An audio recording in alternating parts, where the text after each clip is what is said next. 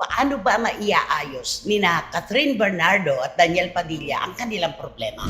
Ayun nga sa batikang showbiz columnist na si Christy Furman na mukha na nga talagang nagkakaigihan ang aktor na si Alden Richards at aktres na si Catherine Bernardo. Alden Richards para kay Catherine.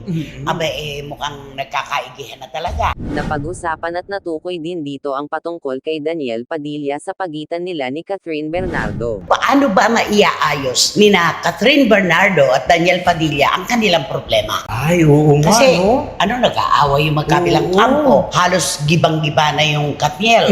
Nagkanikan-nya na, di ba? Correct. Faction-faction na. Oo. Nabanggit din nila na mas mainam nga daw siguro talaga kung magkaroon na lamang ng mas maayos na pag-uusap ang magkabilang panig para mas makaiwas na din sila sa anumang issue. Ikaw, sa palagay mo, anong maaaring gawin para matapos na ito? Alam mo, maganda itong usapan natin ito. Lahat pwedeng lumahok dito para suggest. Malay mo naman, Oo. kapulutan ito. Siguro dapat na magkaroon ng pag-uusap ang dalawang grupo. Okay. Di ba? Nang sa ganun malaman nila kung paano dapat sagutin ang mga bashing ng mga grupo ng At walang kukulan. At walang pukulan. Ikaw, ano sa palagay mo? Ay, sa tingin ko, lay down your cards.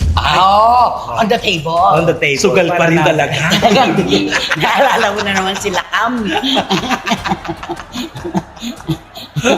Di ba, siyempre gano'n naman talaga pag-uusap. Kailangan ilabas mo. Walang nakataob Oo, walang na nakataob na baraha. baraha. Sinabi din ng showbiz columnist na pinakamainam talaga kung ang pag-uugatan ng maayos na pag-uusap sa magkabilang panig ay si Catherine at Daniel mismo. Pero yung lahat ng pag-uusap ng magkabilang kampo, dapat mag-ugat ito mismo kina Catherine at Daniel. Ay, Oo. Diba?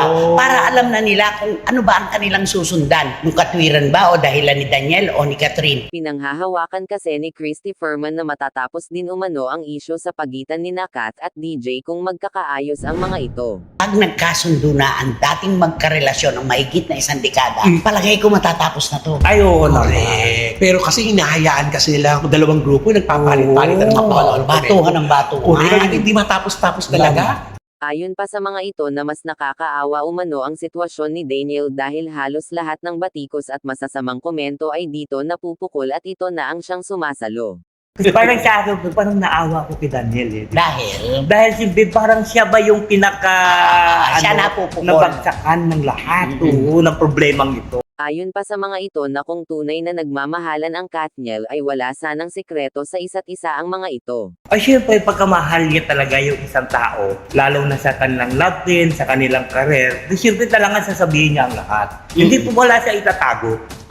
Kasi pag may itatago siya, ibig sabihin parang pinaplastic lang ako ng tao nito. Nabanggit din ng columnist na hindi lamang siguro ang isa ang may mali o problema kaya nagkahiwalay ang mga ito. At saka alam mo, sa isang paghihiwalay, hindi pwedeng isang kampo lang o yung lalaki lang ang may pagkakamali o yung babae.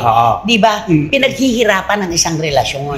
Lalo na nga at mahabang panahon din ang ginugol ng dating magkasintahan. At pareho nilang binuo ito ng maraming taon. It takes two to tango, di ba Correct. sabi? Tama. Kung meron pagkukulang yung lalaki, sigurado meron din yung babae. Napag-usapan din ng mga ito kung saan nga ba samobra si Catherine noong magkarelasyon pa sila ni DJ. Kaya sa palagay mo ba, ano naman ang pagkukulang ni Catherine? Ay, May naiisip ka ba? kung hindi man kulang, sumobra. Okay. Di ba lahat? Tama ka dyan. Manay, Oo. sumobra kasi lahat ng sobra masama din. Siguro sa labis sa pagtitiwala at pagmamahal. Kaya sa sobrang nasaktan. Yes. Oo.